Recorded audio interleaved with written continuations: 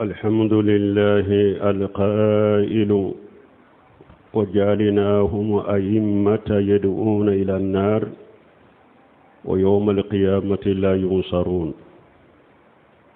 وأشهد أن لا إله إلا الله وحده لا شريك له، وأشهد أن محمدا عبده ورسوله صلى الله عليه وعلى آله وأصحابه وسلم تسليما كثيرا. أما بعد، أيها المسلمون، روى البخاري ومسلم في صحيحيهما حدثني أبو إدريس الخولاني أنه سمع حذيفة بن اليمان يقول: كان الناس يسألون الرسول الله صلى الله عليه وسلم عن الخير، وكنت أسأله عن الشر مخافة أن يدركني. فقلت: يا رسول الله، كنا في الجاهلية والشر، فجانا الله بهذا الخير، وهل بعد هذا الخير من شر؟ قال: نعم. قلت: وهل بعد ذلك شر من خير؟ قال: نعم، وفيه الدغن. قلت: وما دغنه؟ قال: قوم يهدون بغير هدي، تعرف منهم وتنكر. قلت: فهل بعد ذلك لخير من شر؟ قال: نعم، دوات إلى أبواب جهنم، من أجابهم إليه قذفوه فيها. قلت: يا رسول الله، صفهم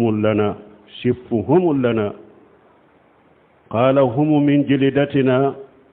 ويتكلمون بألسنتنا. قلت: يا رسول الله، فما تأمرني إن أدركني ذلك؟ قال: تلزم جماعة المسلمين وإمامهم. قلت: وإن لم يكن لهم جماعة ولا إمام؟ قال: فأتجل تلك كل فرقة، وإن تعدى بأصل الشجرة حتى يدركك الموت وأنت لا ذلك. فأتجل تلك الفرق كلها، وإن تعدى بأصل الشجرة حتى يدركك الموت وأنت لا ذلك. أمبيالا تنو مسامي نيافو ko firawuna na ka jama ko ale ala yu ke nyemawye ku be mogo wele katatta sumadima ko yo mali qiyama do ku te deme baga soro yere la fana balmaw femmanca firawuna na ka jama nyogona ma jiya kono bi firawuna na ka jama nyogona o kacca jiya kono bi de munum be mogo wele kata jahannaba tasumama. Ambe sereya ma site minni bato ciala makaka ni ala kelempewte jonyogonte ala kelempewde do. Ambe sereya muhammadu ala ka jondo ala ka cidendo kisini nema bakana ka dunka wana ka shebo ala ku kisi min ka chakosobe no temena ka boy islamaw Bukhari ni Muslimu ufulaya natuka kitabu sahale fulayin kono ko Abu Idris al-Khawlani ko ayubaru nyugonya ko Huzaifa ibn Yamani ko alayame Huzaifa ibn Yamani ma ko Huzaifa ibn Yamani ko ko mogo tun to tumbe cide nyininka kacaya ka bo hera de la mogo to ka nyininkali kata cide makacaya ulu tumbe cide nyininka hera udela ko me ale ka nyininkali kata cide makacaya ko ale tumbe cide nyininka kacaya ka bo ko jugu dema me ko jugu kanute koyi puru ni ale besira ko jugu kana soro odi ya to ale ka nyininkali tun kaca ko jugu la puru na ale besira ko jugu kana soro ko ale ko cide ma ako cide awu kanto jahiliya la awun tumbe jahiliya la ani ko jugu sugu be ambe nyogon faga ambe dolowumi ambe nyogon kan nafolo du ambe sinju tige antumbe jahiliya la ni ko jugu be ala nana ni hera juma silamiya ni limaniya ala nana ni heraye awun fula kono yala ni hera kofe jugumambe wa ciden ko oho ako ni hera kofe jugumamba kofe ko ale ko ciden ma yala o juguma infana hera bo kofe wa ciden ko oho o juguma hera mba kofe me o hera shishi bala kwa ma hera durune do hera nyagambilende do abete hera ba kono juguma ba kono hera nyagambilende do ako ale ko cide ma o hera nyagambile akan nyagambi nye jumanye ciden ko mogo de do ute kanda ninka kanda sirai na chogo dola la yatasannuna bighairi sunnati na chogo dola ube tasira ude tanka tasira te munu nye ube sunna utanka sunna te munu nye ube kanda ni kanda sira unka kanda sira te munu nye ta'rifu minhum wa tunkiru omogo ubu ka kodo ubo uluke ube uludo ko delila bola ukanyi me ubu ka kodo fanake ibulu nankariya ko jugu de ye ulu ye delate ulu la qur'ana ni sunna kono doni ke ba wuyen ninke nyema wuye masakew ni masake munum be la halala mi mu labbo islamiya kono me ko jugu bu bolo ko kone umbu bolo ukam marali kono na la me ukalla hala mase kafiriya degerema o masake sugu ukakko do kanyi ukakko do manyi me o masake sugu islamiya mayira anku kele o masake sugu numa fenke mimbo labo islamiya kono konnanja debe kuye dibila katu segere kenenu kele ka konnanja kuye ka letera usebe katuma ube ku wele gundo la ku bilasira oye onye masugu ye ibu ko do uye ulukani ubu ko do uye ukajugu balmanni hadisa min fulene nye dersu chaman de benni hadisa kono faida saman de benni hadisa kono bilasira li chaman de benni hadisa kono wakofe huje fata ko chidema apo yala ni hera nyagambile infana kofe juguma bo kofe wa ciden ko oho ako ko jugu bo kofe anana na chogo dola hadisa la fiti atu amuya fitina finyetolama fitina dibile obenni hera kofe fitina jugu o fitina inye munye ciden ko duwatu ila abwabi jahannama irway dola duwatu ala abwabi jahannama ciden ko o fitina nye munye ko jugu nye munye ko weleli kela ude do be mo wele kata jahannaba de ma balima fitina bele baye ninde dina kono ninde fitina dibilenye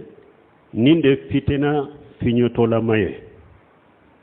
weleli kela mo ba jatemina abe silamiya de defa mo ba jatemina be weleli ke kata silamiya de ma ja be mo wele kata tasuma de ma ninde balawye dina kono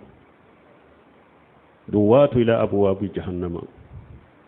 weleli kela ude do be mo wele kata jahannaba tasuma de ma mani ajabahum ilayhi qajafuhu fiha ni mogo be mogo wele kata minna ni yu jabi kato madro bi fili jahannaba kun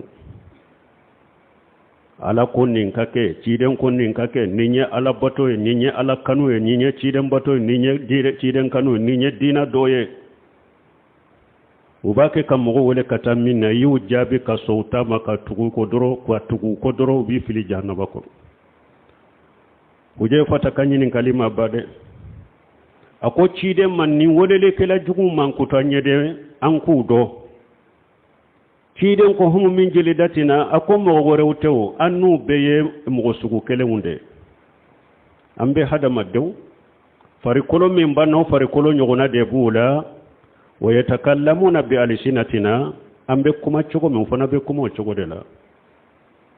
nu kuma na bafo ko ambe ala ko de la ambe islamia ko de la ube qur'ana de fo ube hadisa ude fo wa yatakallamuna bi alsinatina ambe kuma chogo mi ambe kuma ni ne minye ube kuma ni wodeye ube kuma ni qur'ana de ube kuma ni sunna de ciden ko kam man kutu yode yatakallamuna bi alsinatina balawni masibai ninde mbalimo humu min jilidatina anyogona silama ude do anyogona sunna mo de do budambi kata sunna ma ni yahudiya ye fenfo silamiya la mogota jate mina mogota mina ni nasare ye mogo wele kata minna silamiya la mogota jate mina mogo makota la bafo ni nye kafiri de men ni silama yere ya fodu khususan min badambi kata sunna ma no ya fodu mogo munu makala kunfiu kalambaliu ulo baw bo jongo na chogodi e bombo sibila lendo le bombo sibila lendo o fini tigilendo le ka fini tigilendo e muso sutura lendo le ka muso sutura lendo balaw fulen ni yoro de la humu min jililatina wa yatakallamuna bi alsinatina an yogona wude do annu be chogo kele ambe be kuma chogo kele ndela balaw yen ni yoro de mbalima fitina yen ni yoro de mbalima wodi ato Cheikh Islam bunte mi ko woleli kala jugu bidia mogo aka juguni yahudani nasara bidia mogo tora be islamiya ka teme yahudani nasara ka woleli kala jugu ka tora be islamiya ka bi ka teme yahudani nasara ka o ko fe huje fata bunu yamani kanyin kalima bade bo ako cide ninni wakati sugu ye ne soro jinya kono yinya mariyan kam munke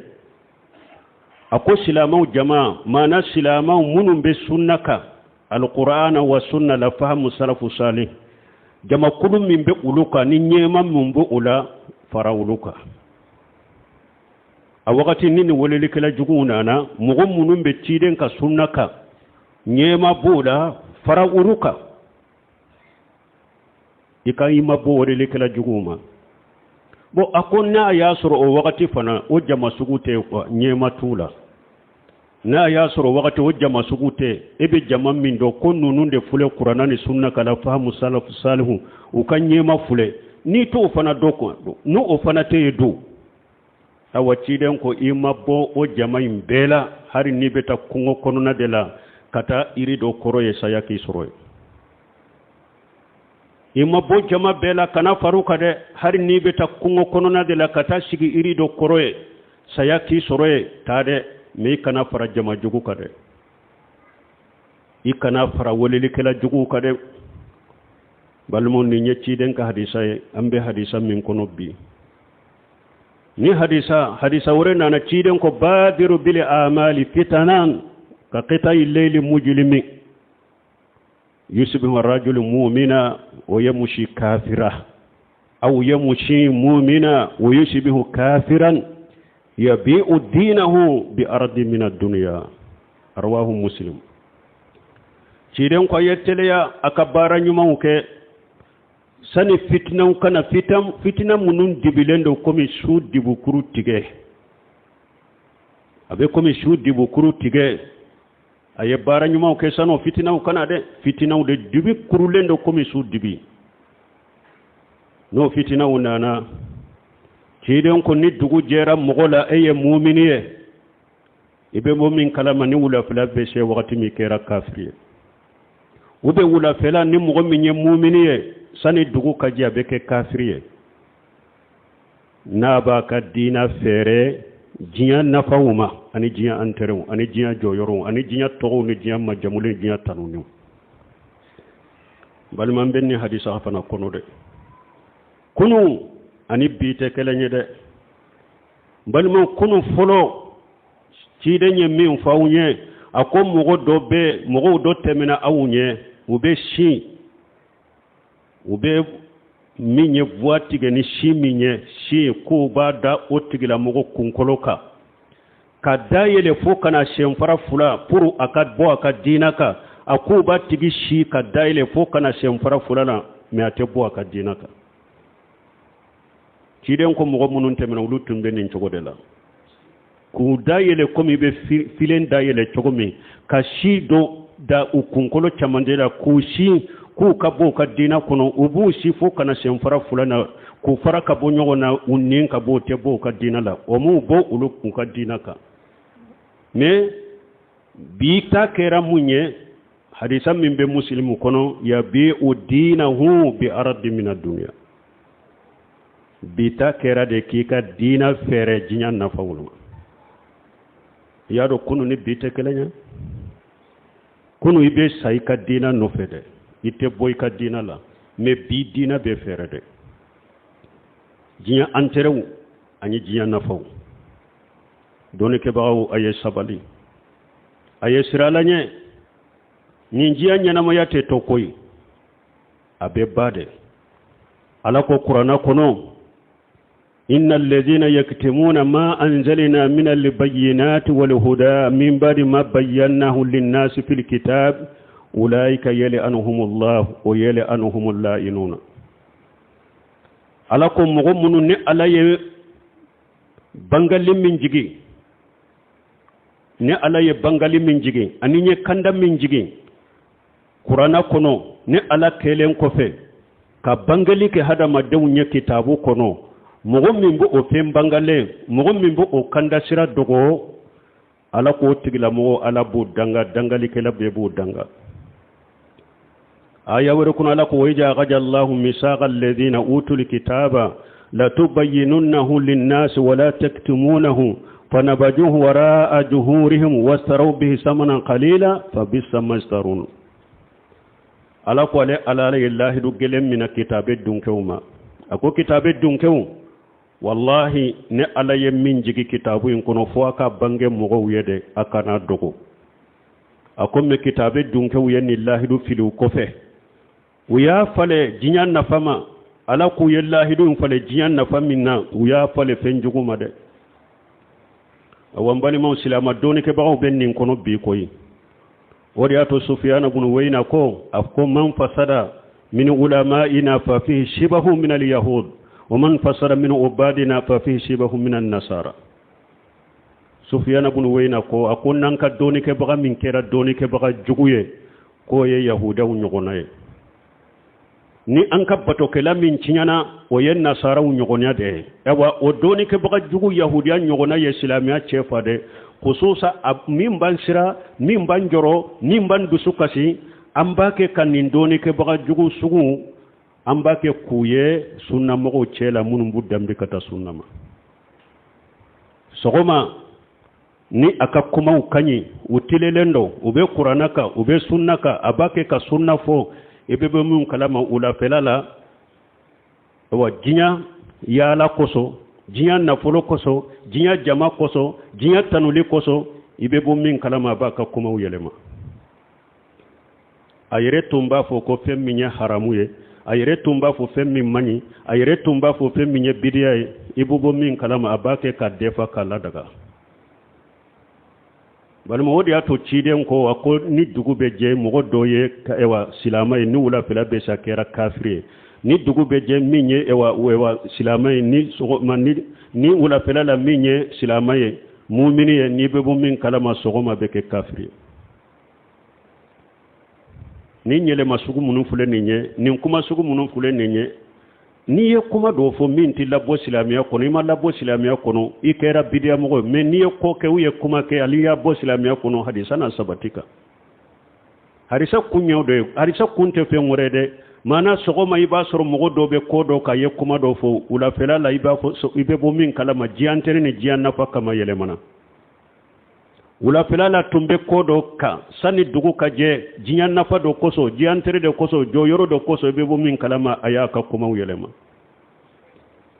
yele ma do be bashi tola de ni mogo kuma na dina la ye fende fo delila tala qur'ana ni sunna nyere ya don katawura ika yele maka bo katawula ka sababata bashi tola de minye sahaba yere minke bidiya ka ke haramwe tile mandere ndere ika iko la daga ko bashi tola wode balawye karamo mun bu dambi kata sunna ma ya janto yere la tiiden ko mani suila ani ilim fakatamahu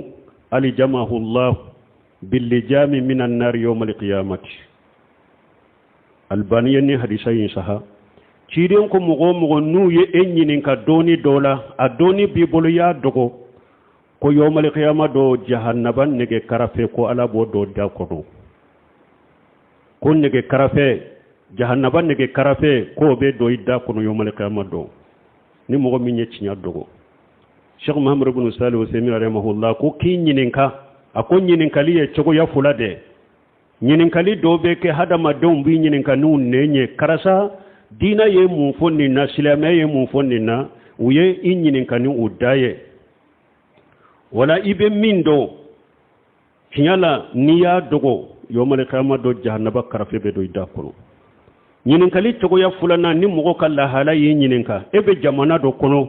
mushrikiya bake ka chari jamana kono bidiya bake ka chari jamana kono hari ni mogo min nyininka ni nenye jamana kala hala yi nyininka ni eye doni ke baga de jamana kala hala yi nyininka ka wajibe aika ika kuma ika chinya bange ika shiriku ko kari ika bidiya ko kari ika chinya bange a wajibe aika inyininka la ni jamana kala hala wani jamana kala hala ye doni ke baga min nyininka doni bi bolo iya dogo jahannaba karafe yomal qiyamah do ala ba do idda kono la kan kisi kantanga mbalma kuma mana eta madda dogolila kayi sai ko iba defa nege karafe be do dogoli kelade cinya be de be cinya do mbanna kafo nyinda diala jahannaba karafe be do ede da kono men ni eko eka galawinde ke cinya edu ni eko eka galawinde ke cinya edu ede togo ye duwatu ala abwabi jahannama ube duwatu ila abwabi jahannama ede woleli kele munum be jahannaba dinga dala ambe ala deli minni ala nya siranya ni limaniya ala kafili silamo dusukun kono khususa jamana in kono munum bu dambe kata sunnama a chama be la hala dola bi abe mo kono na fili de nish e wa sunna doni ke baga min be dambi kata sunnama ni bidia mo be dan ede tanu ki tunte min do ko ya do ni nya balaw yede eta do ba ki ka yeleila de eta do kon ni nya kasara de tumabi kabu bin malik utora tabuka ka kele ko fala ko silama be ko datigala ngolle tere bora kasana kam masakefe ko ewa kabu kana ulufe kulu ba bonya ko ulu ya ye ko ciden na ka shebo yu datigala tuma mi kabu ye letiri nye aya janide akon ni nye balo wore de kana nema kafiri kan ne tanu kafiri ka fo ko ne ka bo ciden ni shebo celan kana le segere ko abendeme ni nye balo wore aye letiri njani etado ko bidiya mogo bidiya ke baka nulu de be sigi ke tanu ko itum mabbo min kalama ke bora kalama ko tama yen ninde doni yen ninde sija yen ninde ko ni kalana ko ni sijancoro ko ni tamana itum temmin do ibado la hawla wala quwwata illa billah inanina doni ke bidiya mogo yinani inanina kafiri jamana tama yere ninde yo ngode ato doni ke ba nyuma maswama ko silama kata yala kafiri jamana wala inyumantena o ni mogo ko ibe ke yala kelale nin kafiru chela bali mo inyumantena o adote ninye ala kan kisala kan tanga barakallahu li wa lakum fil qur'ani al hakim wa nafani wa yakum bima fi min al dhikri al hakim aqulu qawli hadha wastaghfirullaha li wa lakum li sa'iril muslimin min kulli janbi wastaghfiruhu innahu huwal ghafurur rahim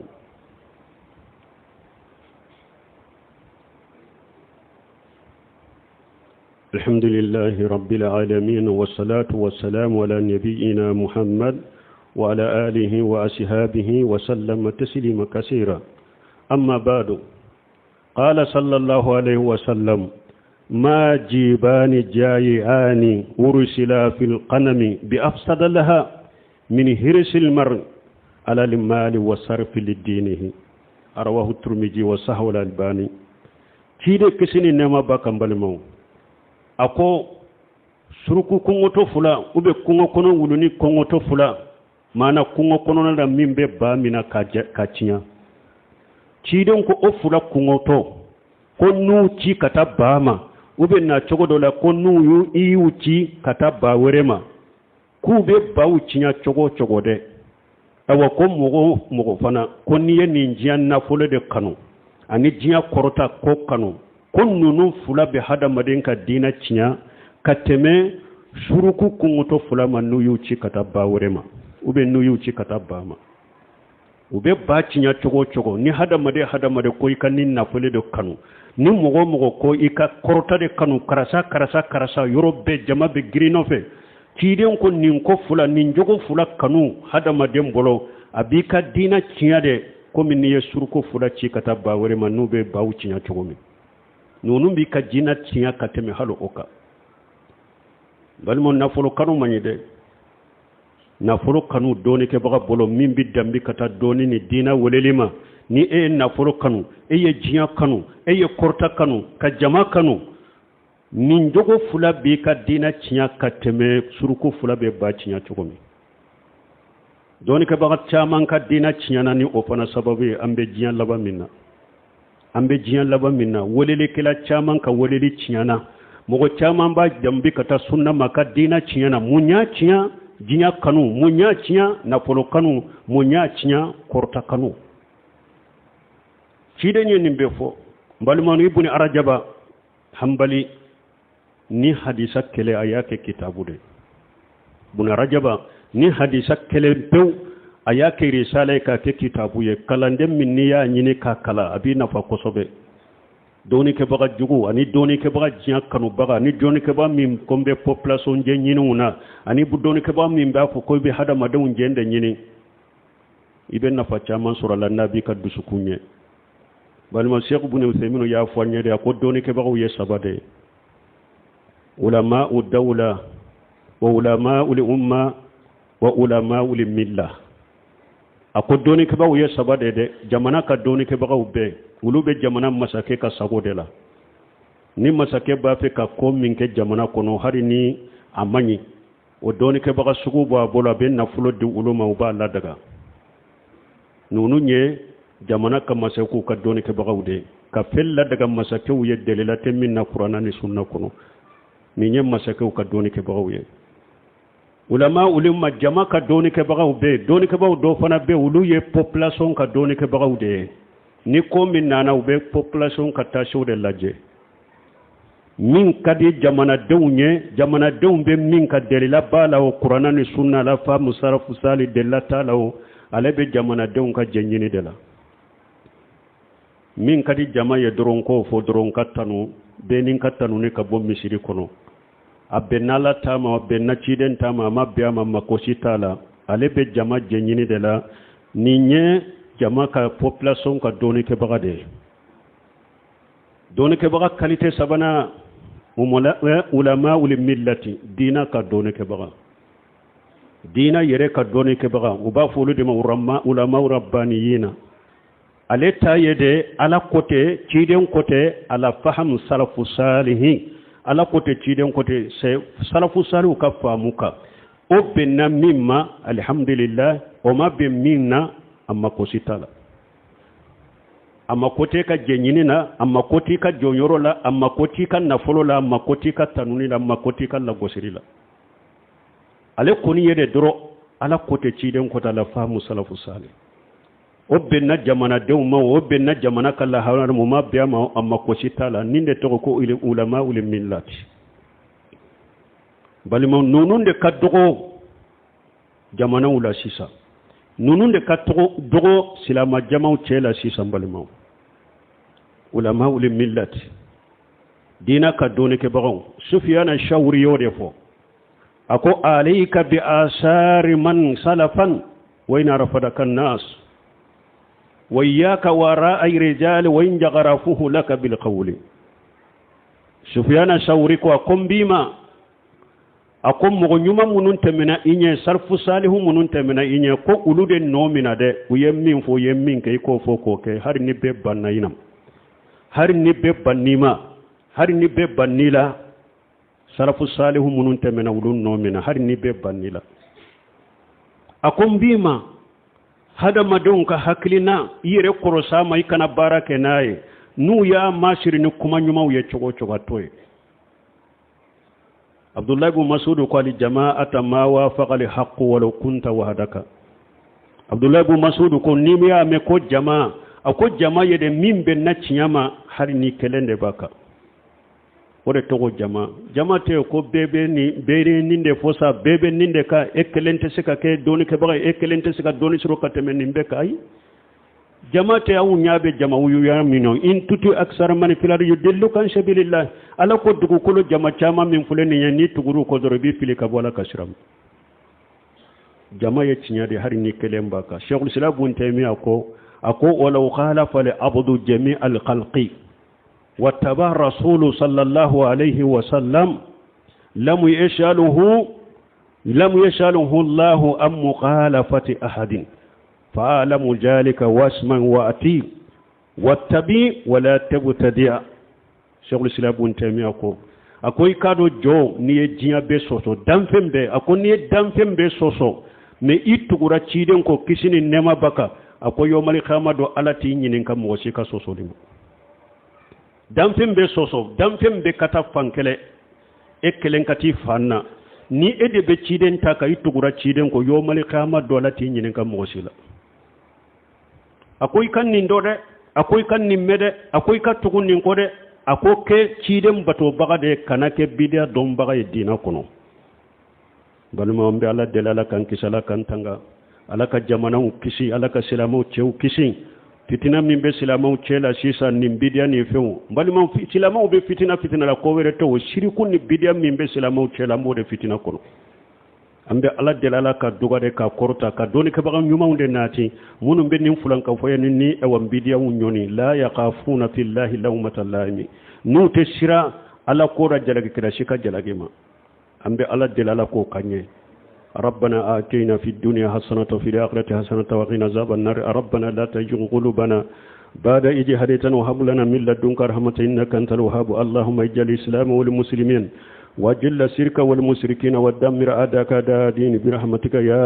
أرحم الراحمين وآخر دعوانا الحمد لله رب العالمين